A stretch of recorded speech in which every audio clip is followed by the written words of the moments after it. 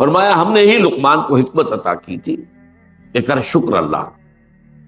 پھر فرمایا جو کوئی شکر کرتا ہے وہ اپنے بھلے کے لیے کرتا ہے، اس میں اللہ کا کوئی فائدہ نہیں، وہ اللہ کی کوئی ضرورت پوری نہیں کر رہا، بلکہ وہ اپنے بھلے کے لیے، اپنے فائدے کے لیے. اس کی اپنی شخصیت کا صحیح رخ پر اٹھان ہوگا، اپنی شخصیت صحیح رخ پر پروان چڑھے گی اگر اس میں یہ شکر کا مادہ ہے اللہ کے لیے. تو در حقیقت یہ اس کے اپنی صحت معنوی، صحت باطنی، صحت روحانی کی دلیل. وَمَنْ كَفَرَ فَإِنَّ اللَّهَ غَنِيٌّ حَمِيدٌ. اور جو کفر کرے، یہاں کفر کے معنی ہے ناشکری کرے. ہم اردو میں بھی بولتے ہیں کفران نعمت، اس لیے کہ لفظ کفر کا اصل مفہوم ہے کسی چیز کو چھپا دینا. اس لیے کفارہ کہتے ہیں. گناہ ہو گئے آپ سے، کوئی کفارہ آپ نے کیا تو وہ کفارہ جو ہے ڈھانپ لیتا ہے آپ کے گناہ کو، کفارہ. اسی اعتبار سے جو کاشتکار ہے اس کو بھی کفار کہا گیا ہے قرآن مجید میں. اعجب الکفار نباتہ، اس لیے کہ وہ بھی بیج کو زمین میں چھپاتا ہے، زمین میں ڈالتا ہے، زمین میں وہ چھپتا ہے تو پھر وہ پودا بن کر نکلتا ہے. تو کفر. اور جب ظاہر ہے کہ اللہ تعالیٰ کی اگر نعمتوں پر احساس شکر قلب میں پیدا ہو اور ایک آدمی دبا دے، اس کو زبان سے ادا نہ کرے، تو یہ کفران نعمت. اور اگر اللہ تعالیٰ کی توحید اور اللہ کے وجود کی گواہی انسان کے باطن میں سے ابھرے اور اللہ انسان اس کو دبا دے تو یہ کفر ہے. تو با فرمایا ومن کفر فإن اللہ غنی حمید. جو کوئی کفر کرتا ہے، ناشکری کرتا ہے، کفران نعمت سے کام لیتا ہے، تو اللہ تو غنی ہے، اس سے تو کسی کی احتیاج نہیں ہے، وہ بے نیاز ہے، وہ اپنا بیڑا غرق کر رہا ہے، اپنی تباہی مول لے رہا ہے، اپنی عاقبت برباد کر رہا ہے. اللہ تو محمود ہے، کوئی اس کی حمد کرے نہ کرے. اور حمد کے بارے میں بھی بہت مرتبہ میں نے بتایا ہے کہ عام طور پر ہمارے ذہن میں ہے حمد کا ترجمہ تعریف، ثنا. حمد کا اصل مفہوم ہے شکر. کل شکر، کل ثنا، کل تعریف اللہ کی. اس لیے کہ آپ دیکھتے ہیں کہ جو ہمیں جو دعائیں تلقین کی گئی ان میں شکر کے مقام پر حمد آتا. آپ بھوک محسوس کر رہے تھے، نقاہت محسوس کر رہے تھے، اللہ نے آپ کو کھانا دیا، اب آپ کے اندر قوت جو ہے، وہ آپ کی انرجیز جو ہے وہ دوبارہ ظاہر ہو گئی. اب آپ کیا کہتے ہیں؟ الحمدللہ الذی اطعمنی وسقانی وجعلنی من المسلمین. کل شکر اس اللہ کا ہے کہ جس نے مجھے کھلایا اور پلایا اور مجھے مسلمانوں میں سے پیدا کیا. یہ شکر کا مقام ہے. اسی طرح صبح آنکھ کھلتے ہی الحمدللہ الذی احیانی بعد ما اماتنی والیہ النشور. کل شکر اس اللہ کا ہے جس نے مجھے دوبارہ زندگی عطا کی اس کے بعد جب مجھ پر موت طاری ہو گئی تھی. نیند جو ہے وہ موت کی بہن ہے، اس میں انسان کا شعور جاتا رہتا ہے، موت میں جو ہے اس کی جان چلی جاتی ہے. لیکن یہ کہ یہ ایک دوسرے کے بہت قریب ہیں. اسی لیے صبح کی جو آنکھ کھلتے ہی جو دعا آ جانی چاہیے زبان پر، الحمدللہ الذی احیانی بعد ما اماتنی والیہ النشور. دوسری آیت میں نے آپ کے سامنے رکھی، وہ اس اعتبار سے بہت اہم ہے. ایک تو اللہ کا شکر ہے کہ اللہ کے احکام پر انسان چلے، نماز پڑھے، روزہ رکھے، یہ تمام احکام جو ہے ان کو بجا لائے، حرام سے بچے، حلال پر اکتفا کرے. یہ ایک لیول ہے. ایک اس سے اوپر کا معاملہ ہے اللہ کے لیے جہاد کرنا، تن من دھن لگا دینا اللہ کی عظمت کے لیے، اللہ کی کبریائی کے لیے، اللہ کی حکومت اس کو ریسٹور کرنے کے لیے. جیسے کہیں کسی بادشاہ کے خلاف بغاوت ہو جائے تو اب جو اس بادشاہ کے وفادار لوگ ہیں وہ کوشش کرتے ہیں کہ وہ ریسٹور ہو جائے، بادشاہ کی بادشاہت ریسٹور ہو جائے. تو آج پوری دنیا میں اللہ کے خلاف بغاوت ہے. آج آپ کو معلوم ہے کہ دنیا بھر میں سیکولرزم کا اصول مسلم ہے سب کے نزدیک، اور یہ سب سے بڑی بغاوت ہے جو تاریخ انسانی میں اللہ کے خلاف ہوئی. پہلے کیا ہوتا تھا؟ صرف یہ کہ ایک بڑے خدا کے ساتھ کچھ چھوٹے چھوٹے خدا بھی نتھی کر دیے، اس بڑے خدا کا انکار کبھی نہیں ہوا دنیا، لیکن چھوٹے چھوٹے خدا، اللہ کو بھی مانتے تھے، آلہہ کو بھی مان لیتے تھے۔ ہندوستان میں مہادیو کو بھی مانتے تھے اور دیویوں اور دیوتاؤں کو بھی مانتے تھے۔ یورپ میں گاڈ بڑے جی سے ایک ہی تھا ہمیشہ، اور اس کی صفات کیا تھی؟ اومنی پوٹنٹ، اومنیشینٹ، اومنی پریزنٹ، علی کل شیء قدیر، بکل شیء علیم، اور ہر جگہ موجود۔ ہاں گاڈز اینڈ گاڈیسز، لیکن وہ چھوٹے جی سے لکھا جاتا، یہ بے شمار۔ یہ بغاوت کہ اللہ کو یا مہادیو کو یا جو بھی گاڈ ہے جس کو بھی تم نے سمجھا ہے، جس نام سے بھی پکار رہے ہیں، اس کو انسان کی اجتماعی زندگی سے خارج کر دیا۔ جیسے ہندوؤں میں ہے کہ بت انہوں نے رکھا ہوا، مندر میں جاتے ہیں اور سجدہ کر لیتے ہیں، اس سے دنڈوت کرتے ہیں، کچھ چڑھاوا چڑھاتے ہیں۔ اسی طرح اللہ کو ہم نے مسجد میں محدود کیا ہوا ہے، یہاں آتے ہیں رکوع و سجود کر لیتے ہیں، باہر جا کر تو ہم اللہ کو اللہ نہیں مانتے، ہماری پارلیمنٹ نہیں مانتی، ہماری عدالتیں نہیں مانتی، ہوا کرے اللہ کا حکم، ہم تو جو بھی قانون ہے دیوانی اور فوجداری اس ملک کا، اس کے مطابق فیصلے کریں گے۔ اور بنیادی طور پر اس پورے قانون کا ڈھانچہ رومن لا کے اوپر تیار ہوا۔ اس حوالے سے اللہ کو بے دخل کیا جانا یہ سب سے بڑی بغاوت۔ اب اس کو ریسٹور کرنے کے لیے اجتماعی نظام بھی اللہ کے تحت آ جائے، یہ جہاد کوئی شخص کر رہا ہے۔ اب یہ بہت اونچا کام ہے جہاد، یہ تمام جو بھی افعال ہو سکتے ہیں انسان کے، ان میں سب سے اونچی شے، لیکن اس کے بارے میں فرما دیا، یہ سورہ عنکبوت کی آیت ہے، وَمَنْ جَاهَدَ فَإِنَّمَا يُجَاهِدُ النَّفْسِ إِنَّ اللَّهَ لَغَنِيٌّ عَنِ الْعَالَمِينَ۔ جو کوئی بھی جہاد کرتا ہے ہماری راہ میں، جان اور مال کھپاتا ہے، مشقتیں کرتا ہے، ایثار کرتا ہے، مصیبتیں برداشت کرتا ہے، وَالصَّابِرِينَ فِي الْبَأْسَاءِ وَالضَّرَّاءِ وَحِينَ الْبَأْسِ، انہیں بھی کبھی یہ خیال نہ آ جائے کہ وہ ہم پر کوئی احسان کر رہا ہے، انہیں کبھی یہ خیال نہ آ جائے کہ ہماری کوئی ضرورت اس کے ذریعے سے پوری ہو رہی ہے، اسے کبھی یہ خیال نہ آ جائے کہ کوئی ہماری کیفیت کے اندر بگاڑ پیدا ہو گیا جسے وہ درست کر رہے ہیں، معاذ اللہ۔ جو جہاد کر رہا ہے وہ اپنے لیے کرتا ہے، اپنے بھلے کے لیے، اس کا سارا اجر و ثواب اسی کو ملے گا، اس کی عاقبت جو ہے وہ سنورے گی اللہ تعالیٰ کے ہاں، اس کو بلند سے بلند تر جو ہے مقامات جو ہیں جنت میں حاصل ہو۔ تو گویا کہ ہر اعتبار سے اللہ تعالیٰ کے غنی ہونے کا تصور قرآن مجید دیتا ہے کہ مخلوق میں سے کوئی بھی کسی بھی درجے میں کسی اعتبار سے یہ نہ سمجھے کہ اللہ تعالیٰ کسی شے کا محتاج ہے۔ اب آئیے اس حدیث کو ہم پڑھتے ہیں۔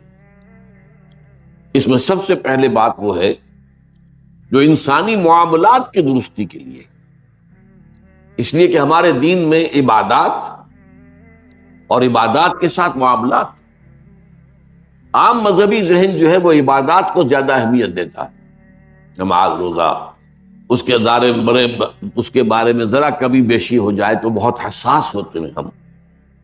جن لوگوں کے نزدیک رفع یدین وہ سمجھتے ہیں کہ ضروری ہے، وہ جو نہیں کر رہے ہوتے ان کی طرف سے بہت دل کے اندر جو ہے وہ ایک بوجھ محسوس کرتے ہیں۔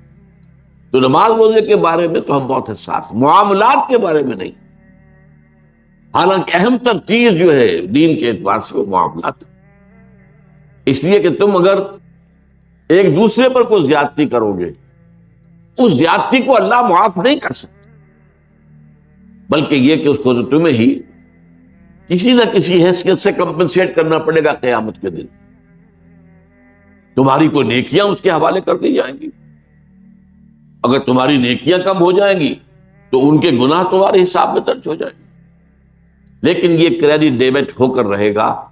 ہاں عبادات کی کمی اللہ غنی ہے، اللہ تعالیٰ عبادات کی کمی جو ہے اسے معاف فرماتا ہے، یہ اس کا حق ہے، اور وہ بہت بلند و بالا ہے کہ اپنے حق کے بارے میں آپ سے جھگڑے۔ ہاں یہ کہ تمہارے ایک دوسرے پر اگر کوئی تعدی، کوئی ظلم، کوئی حق تلفی، کوئی زیادتی ہوئی تو پھر اس کے بارے میں پکڑ ہو جائے گی۔ سب سے پہلی بات وہ کہی ہے یا عبادی انی حرمت ظلم علی علی نفسی، اے میرے بندو میں نے ظلم کو اپنے اوپر حرام ٹھہرا لیا۔ ظلم یہ بھی ہے کہ کسی کے اچھے عمل کا اس کو بدلہ نہ دیا جائے، یہ بھی ظلم ہے، حق تلفی ہے۔ اور ظلم یہ بھی ہے کہ کسی کو کسی ناکردہ جرم کی سزا دی جائے جو اس نے کیا ہی نہیں ہے، اس کو سزا دی جائے۔ دنیا میں تو ہوتا، لیکن اللہ تعالیٰ کی عدالت میں ظلم کا کوئی امکان نہیں ہوگا۔ انی حرمت الظلم علی نفسی وجعلتہ علیکم بینکم محرما، اور میں نے تم پر بھی آپس میں ظلم کو حرام کر دیا۔ وہ کسی پر زیادتی نہ کرے، کسی کے بارے میں سوء ظن کر رہے ہو، یہ بھی زیادتی کر رہے ہو جب تک کہ تمہارے پاس کوئی ثبوت۔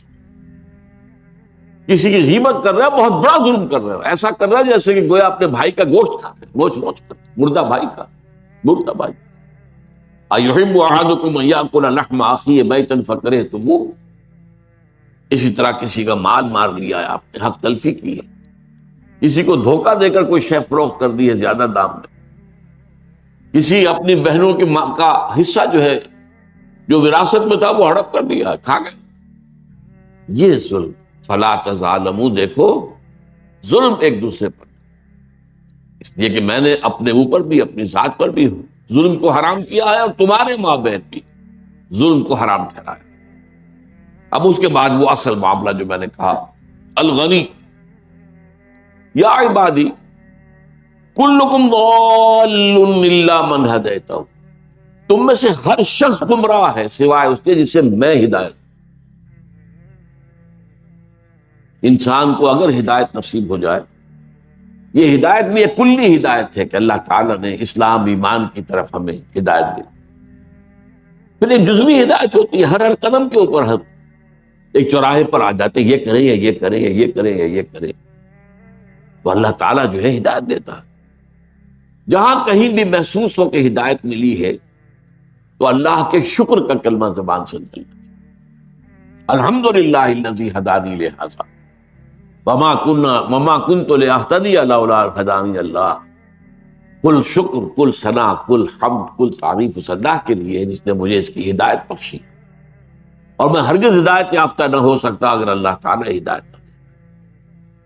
یا عبادی کلکم ضال الا من ہدیت فاستہدونی اہدکم، بس مجھ سے ہدایت طلب کرتے رہا کرو، میں تمہیں ہدایت دوں گا، طلب کرو۔ یہی طلب ہدایت ہے جو سورہ فاتحہ کی اہدنا الصراط المستقیم۔ اب آپ کو معلوم ہے جو شخص یہ کہہ رہا ہے وہ اللہ سے واقف ہے، اللہ کی توحید سے، صفات سے، کہا جا سکتا ہے پھر اب اور کون سی ہدایت اسے چاہیے؟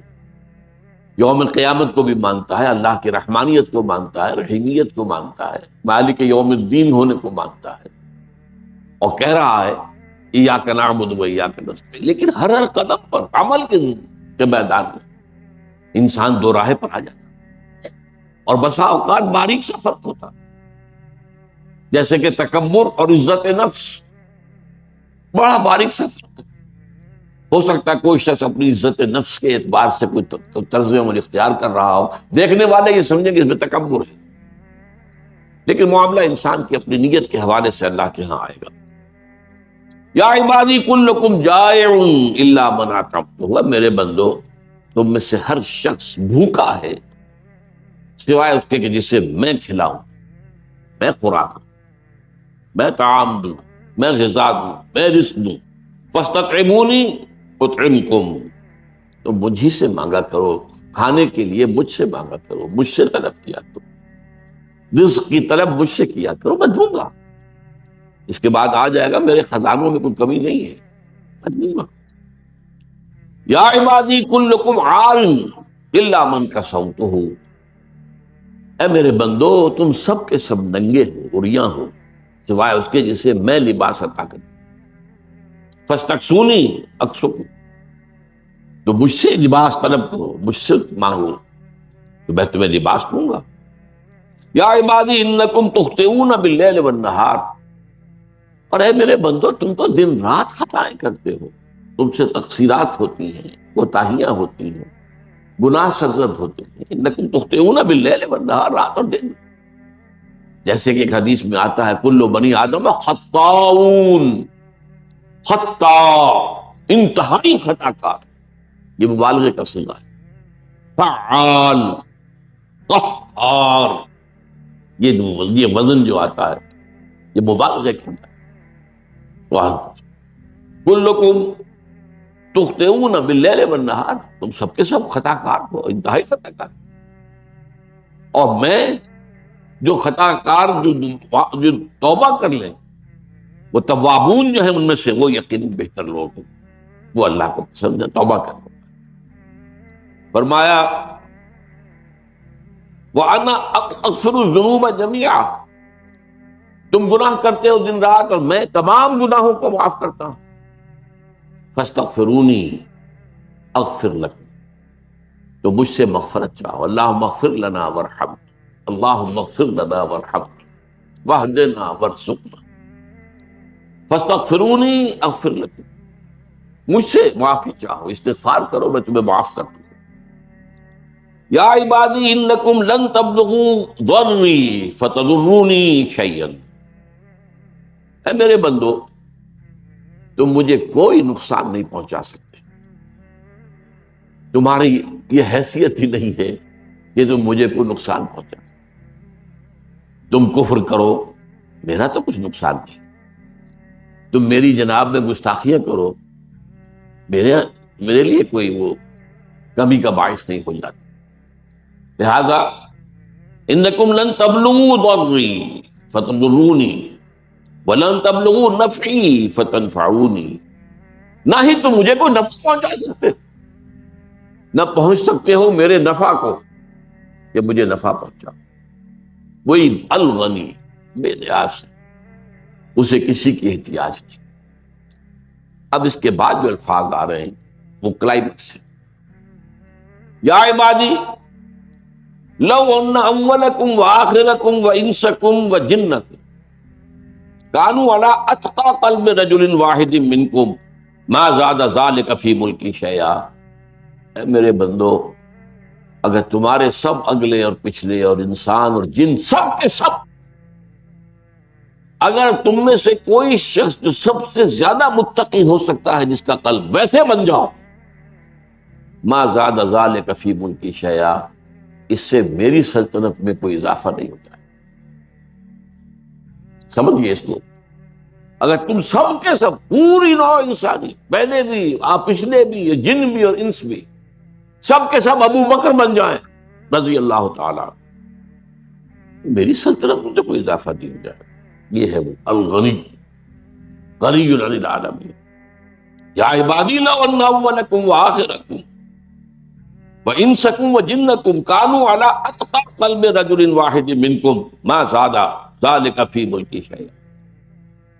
یا عبادی لو ان اولکم وآخرکم وانسکم وجنکم کانوا علی افجر قلب رجل واحد منکم ما نقص ذلک من ملکی شیئا. میرے بندو، اگر تمہارے اگلے اور پچھلے اور تمام جن اور تمام انسان، تم میں سے جو سب سے زیادہ فاجر دل والا ہو سکتا ہے، فاجر دل والا، ابو جہل ہو جائے یا شیطان لعین بن جائے، وہ عزازیل بن جائے، اس لیے کہ جنوں کا تذکرہ بھی تو ہو رہا ہے، چاہے جن ہو چاہے انسان ہو، اگلے ہو یا پچھلے ہو. اگر جو بدترین، جو برے دل کا جو ان میں سے مالک ہو، ویسے سب کے سب بن جائیں، ما نقص ذلک من ملکی شیئا، اس سے میری سلطنت میں کوئی کمی نہیں آئی. یا عبادی لو ان اولکم وآخرکم وانسکم وجنکم قاموا فی صعید واحد فسألونی، اگر تمہارے سب اگلے پچھلے جن انسان ایک میدان میں جمع ہو جائیں اور پھر ہر ایک مجھ سے سوال کرے، اپنی پہنچ کے مطابق سوال کرے گا، جتنا کسی کا ذہن ہے، جو اس کے اندر جس شے کی قدر سب سے بڑھ کر ہوگی وہی مانگتا، جو مانگے گا.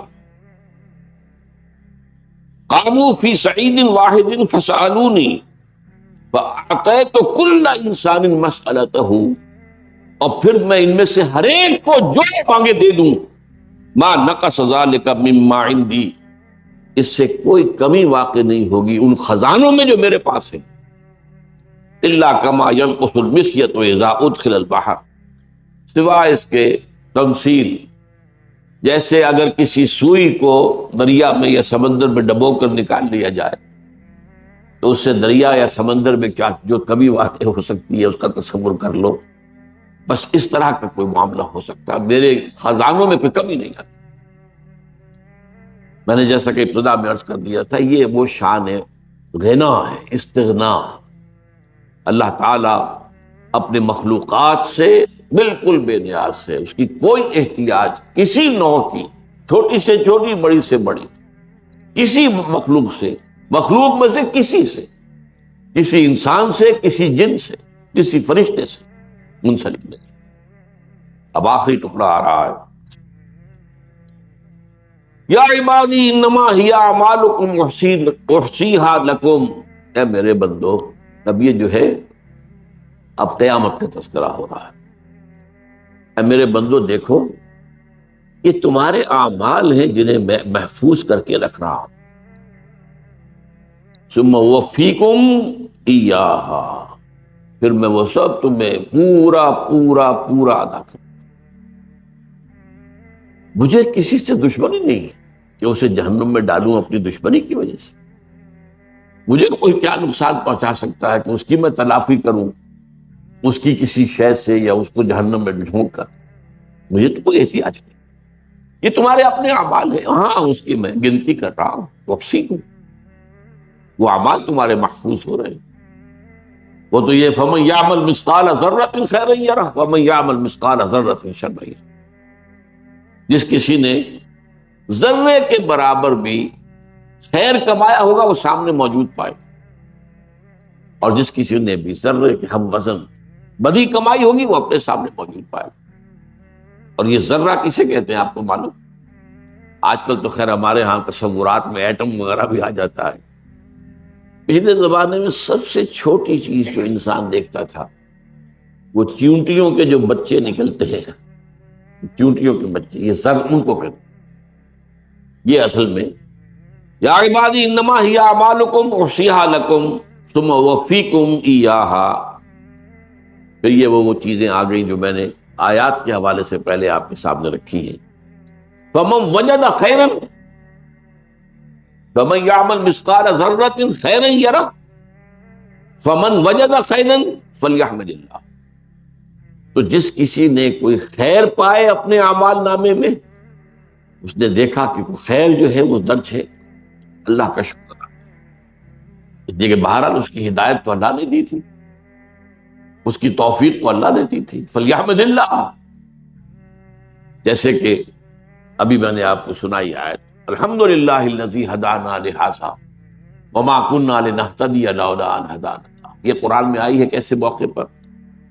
جب اہل جنت جنت میں داخل ہوں گے تو اب ان کے قلب کی گہرائیوں سے جو ترانہ حمد جو ہے وہ ابھر کر آئے گا، شکر کا، کیونکہ اہل ایمان دنیا میں تو ڈرتے رہتے ہیں، کانپتے رہتے ہیں، کسی کو اپنے عمل پر کوئی غرہ اور کوئی غرور اور کوئی اعتماد یہ نہیں ہوتا، عمل کے اوپر میں جس کا حساب لے لیا گیا وہ تو برباد ہو گیا، یہ تو حساب یسیر ہے جس کو اللہ نے چاہا، جس کا حساب بس سرسری طور پر دیکھ لیا، اگر کہیں ڈیٹیل کے اندر محاسبہ شروع ہو گیا تو کوئی شک میں شاید اللہ کے ہاں کامیاب نہ ہو۔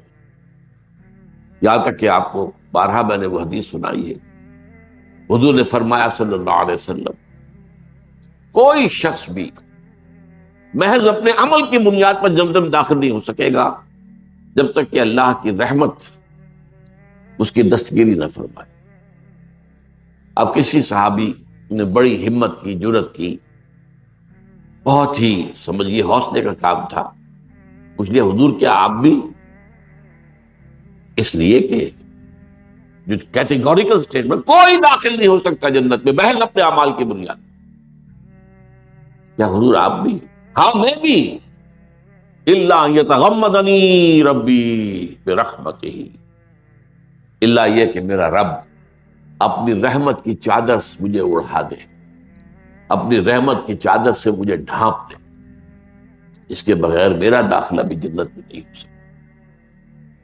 دین کی تعلیم تو یہ ہے، دین تو ہمیں یہ سکھاتا ہے، حضور نے ہمیں یہ سکھایا۔ اب ہمارے ذہنوں میں کیا کیا تصورات ہیں، کس کس درجے کے مغالطے ہوتے ہیں انبیاء اور رسول کی شانوں میں۔ یہ مغالطے اور یہ غلو عقیدت اور غلو محبت ہی تو ہے نا، جس نے عیسیٰ کو خدا کا بیٹا بنوا دیا۔ یہ کیا چیز تھی؟ تو بدنیت ہی تو نہیں ہو سکتی۔ محبت کا غلو ہے، عقیدت کا غلو ہے، حد سے بڑھ جانے پر۔ اسی نے حضرت علی کو خدا بنوا دیا۔ یہ تو اس دین کو اللہ نے محفوظ رکھنا تھا قیامت تک، لہذا یہ گستاخی حضور کی شان میں کسی نے نہیں کی کہ حضور کو قرار دیا گیا ہو اللہ کا اوتار۔ اشعار میں کوئی نعتوں پہ بات آ جائے، وہی جو مستوی عرش ہے خدا ہو کر اتر پڑا وہ مدینے میں مصطفیٰ ہو کر۔ یہ کس کے بارے میں یہ وضاحت کر دوں، میں پہلے اپنے کسی درسوں میں کہتا رہا ہوں کہ شاید یہ مولانا احمد رضا خان صاحب کا شعر ہے، لیکن نہیں، کسی اور صاحب کا ہے۔ لیکن یہ کہ بہرحال اس سے سامنے آتا ہے معاملہ کہ یہ بھی باتیں جو ہے، لیکن یہ شاعروں کا معاملہ ہے، شعروں میں تو غلو ہوتا ہے۔ فی کل واد یہیمون، وہ جو قرآن مجید میں جو فرمایا گیا، اور اس سے کوئی بڑے سے بڑا شاعر بھی اس سے بچا ہوا نہیں۔ تو اس اعتبار سے حضرت علی کو خدا ماننے والے پیدا ہوئے، آج بھی موجود ہیں۔ اور واقعہ یہ ہے کہ اگرچہ ویسے تو دروزی اور علوی وغیرہ کچھ لوگ ہیں جو شام لبنان وغیرہ کے اندر ہیں، وہ اب بھی وہی ہیں جن کا عقیدہ ہے کہ علی اللہ ہی کی شکل، اللہ ہی کے اوتار کی حیثیت رکھتے ہیں، علی اللہ ہے۔ عبداللہ ابن سبا نے یہ فتنہ جو ہے کھڑا کیا تھا۔ یہ میں صرف اس اعتبار سے بتا رہا ہوں کہ حضرت علی کی کیا حیثیت ہے حضور کے مقابلے میں۔ حضور کو اللہ نے محفوظ رکھا اس لیے کہ آپ کے ساتھ سارا دین کا معاملہ آپ کے ساتھ وابستہ۔ بمصطفیٰ پر رساں خیش را کے دی ہموس، اگر بہور رسیدی تمام بولا حقیس۔ تو حضور کے ایک صحابی کو، اور حضور نے جن کی تربیت فرمائی، تزکیہ فرمایا، گود میں پلے ہیں حضور کے، حضرت علی رضی اللہ تعالی، ان کو تو یہ گستاخی ہے جو کی گئی ہے، لیکن یہ ہے کہ اللہ کے بچایا ہے اپنے نبی صلی اللہ علیہ وسلم کو اس۔ لیکن یہ سب کیا ہے؟ غلو، عقیدت کا غلو، محبت کا غلو، یہی غلو ہمارے ہاں بھی چلا۔ بہرحال فطرت جو انسان کی ہے اور سرشت جو ہے وہ تو بدلتی نہیں ہے۔ انسان جیسے پہلے جس طرح کی گمراہیوں میں مبتلا ہوئے ہیں، ایسے ہی آج بھی ہو رہے ہیں۔ حدیث میں تو حضور نے فرما دیا ہے کہ تم ان تمام راستوں پر چلو گے جن پر تم سے پہلے کی امتیں چلی ہیں، یہاں تک کہ اگر وہ گوہ کے بل میں گھسی تم بھی گھسو گے، اور اگر ان میں سے کوئی بدبخت ایسا اٹھا جس نے اپنی ماں کے ساتھ بدکاری کی ہوگی تو تم میں سے بھی کوئی نہ کوئی شقی ایسا اٹھے گا۔ صحابہ نے پوچھا حضور کیا اہل کتاب مراد ہیں، یہود و نصارا؟ فمن، تم سے پہلے کی امت وہی تو تھے نا، وہ امت مسلمہ تھے۔ ہم اس زوم میں نہ رہے کہ ہم ہی امت مسلمہ ہیں۔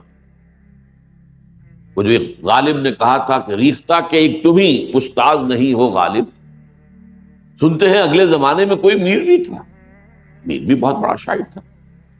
اسی طرح ہم ہی امت مسلمہ نہیں، ہم سے پہلے یہود، اور نوٹ کیجئے قرآن میں 4 مقامات پر یہ ہے یہودیوں کے بارے میں کہ ہم نے انہیں تمام انسانوں پر فضیلت دی۔ 2 مرتبہ تو آپ کو بھی یاد ہوگا، سورہ بقرہ تو بہت کافی لوگوں کے ذہنوں میں ہوتی ہے۔ 6 رکوع کی پہلی آیت، 15ویں رکوع کی پہلی آیت، یا بنی اسرائیل اذکروا نعمتی التی انعمت علیکم وانی فضلتکم علی العالمین، میں نے تمہیں تمام جہان والوں پر فضیلت دی۔ لیکن ان میں گمراہیاں پیدا ہوئی۔ ان کی ایک گمراہی تو وہ ہے جس سے کہ اللہ نے اپنی کتاب کو محفوظ رکھا کہ انہوں نے کتاب میں تحریفات کی. اللہ تعالیٰ نے چونکہ حفاظت اپنے ذمے لے لی قرآن مجید کی، تو اس گمراہی سے تو امت بچی ہوئی. لیکن یہ نوٹ کر لیجئے کہ یہ حفاظت صرف متن قرآن کو حاصل ہے، ترجموں میں تحریفیں ہوئی ہیں، ڈٹ کر ہوئی ہیں، تفسیروں میں تحریفیں ہوئی ہیں اور ڈٹ کر ہوئی ہیں. خود بدلتے نہیں، قرآن کو بدل دیتے ہیں. وہ بدل دینا قرآن کا جو ہے وہ قرآن کے متن کے اندر تبدیلی کوئی نہیں آ سکتی. انا نحن نزلنا الذکر وانا لہ لحافظون. اللہ تعالیٰ کی حفاظت خصوصی ہے. ورنہ نوٹ کر لیجئے، اگر یہ حفاظت تورات کی اور انجیل کی بھی اللہ اپنے ذمے لے لیتا تو کیا ان میں کوئی تحریف ہو سکتی تھی؟ اور اگر اللہ نے خاص اپنی حفاظت میں قرآن کو نہ لے لیا ہوتا تو کیا ہم چھوڑ دیتے قرآن میں تحریف کیے ہوئے؟ تو ظاہر بات ہے کہ جیسے میں نے عرض کیا، حضور نے فرمایا جن راستوں پر بھی پچھلی امتیں چلی ہیں تم بھی چلو گے. اور اس کے لیے مثالیں، اگر وہ گوہ کے بل میں گھسے تو تم بھی گھسو گے، اور اگر ان میں سے کوئی بدبخت ایسا اٹھا جس نے اپنی ماں کے ساتھ بدکاری کی تو تم میں سے بھی کوئی شقی ایسا اٹھے گا.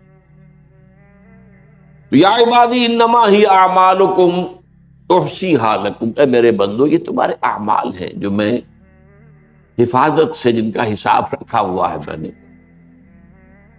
ثم اوفیکم ایھا. وفا یوفی، پورا پورا کر دینا اور پورے اہتمام سے کر دینا. اوفا یوفی کے معنی بھی یہی ہے، پورا دینا. یہ باب افعال سے، لیکن باب افعال کے مقابلے میں باب تفعیل کے اندر بہت وزن ہوتا ہے. رفتہ رفتہ رفتہ رفتہ پورا پورا پورا پورا کر دے. وفیکم ایھا، یہ تمہارے اعمال ہیں جو میں تمہارے پورے پورے بلا کم و کاست تمہیں عطا کر دوں گا، تمہیں دے دوں گا. فمن وجد خیرا فلیحمد اللہ. تو جو کوئی اپنے اعمال نامے میں خیر پائے وہ اللہ کی حمد کرے. اللہ نے توفیق دی تھی، اللہ ہی کے فضل و کرم سے تم نے وہ کام کیے تھے. ومن وجد غیر ذلک، اور جو کوئی اس کے سوا، اس کے برعکس چیز پائے، شر پائے، بدی پائے، برائی پائے،